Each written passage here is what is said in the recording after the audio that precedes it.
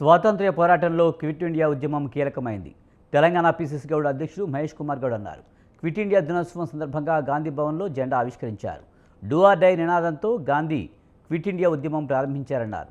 కాంగ్రెస్ చరిత్రను తుడిచివేయాలని బీజేపీ చూస్తుందని ఆరోపించారు. రాజ్యాంగాన్ని మార్చాలని చూస్తుందన్నారు. రాజ్యాంగ సంస్థలతో ప్రతిపక్షాలపై కుట్రపూరిత దాడి చేస్తున్నారని దుయ్యబట్టారు. ప్రయత్నాలు జరుగుతూ ఉన్నాయి.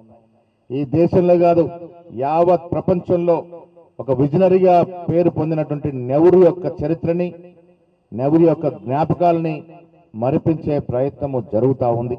భారతదేశ చరిత్రని సమూలంగా తిరగరాసే ప్రయత్నం ఆర్ఎస్ఎస్ బీజేపీ పార్టీలు చేస్తూ ఉన్నాయి.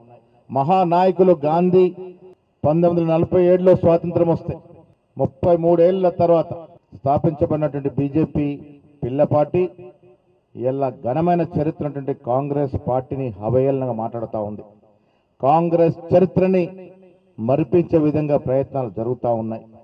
ఈ దేశంలో కాదు యావత్ ప్రపంచంలో ఒక విజనరీగా పేరు పొందినటువంటి నెహ్రూ యొక్క చరిత్రని, నెహ్రూ యొక్క జ్ఞాపకాలని మరిపించే ప్రయత్నము జరుగుతూ ఉంది. భారతదేశ చరిత్రని సమూలంగా తిరగరాసే ప్రయత్నం ఆర్ఎస్ఎస్ బీజేపీ పార్టీలు చేస్తూ ఉన్నాయి.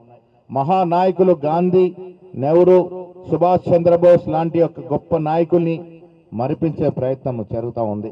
అబుల్ కలాం ఆజాద్ లాంటి నాయకుల యొక్క చరిత్రని తిరగరాసే ప్రయత్నం చేస్తూ ఉన్నారు. ఇవాళ అధికారంలో ఉన్నటువంటి బీజేపీ పార్టీ సమూలంగా రాజ్యాంగానే మార్చాలని, పరిపూర్ణంగా వారి రాజ్యాంగాన్ని నిర్మించుకోవాలని ఒక దురుద్దేశంతో హోంమంత్రి అమిత్ షా అంబేద్కర్ గురించి మాటలు చూస్తే